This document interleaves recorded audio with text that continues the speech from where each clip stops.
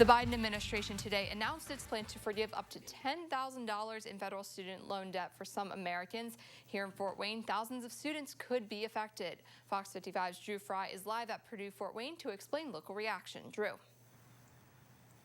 Yeah, Kelsey, as you mentioned, this plan calls for the forgiveness of up to $10,000 of student loan debt, and that could be potentially double that for students who have Pell Grants. Now, to clarify, this only applies for people who have taken out federal loans and make less than $125,000 per year. I'm here on Purdue Fort Wayne's campus, where I was here this afternoon talking to students who are thrilled to have that extra bit of help. I also talked to an economist who says it doesn't come without consequence.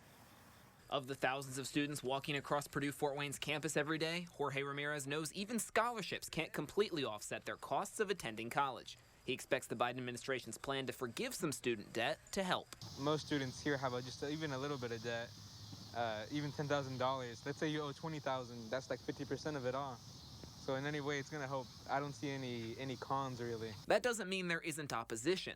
Indiana Senator Mike Braun tweeting that this plan will shift debt onto everyone else. Economics lecturer John Kessler at Purdue Fort Wayne says he expects this plan to cost the government about $340 billion. The people who are not benefiting from this program are going to bear the cost with future taxes or current taxes increasing to cover that. Right? It's just the way finances work. There's no way to work around it. Kessler says this likely won't have too much of an effect on inflation, though, since the government would be forgiving monthly payments and not a lump sum.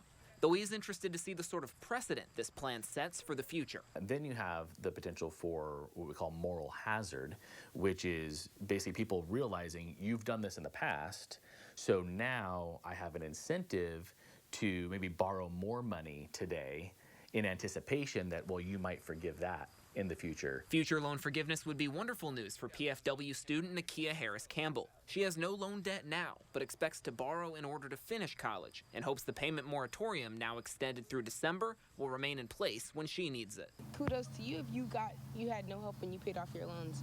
That's big help, but some people start with no money and having to take out loans and no money to help pay that back, and the only thing they can do is sit on that debt and build that debt.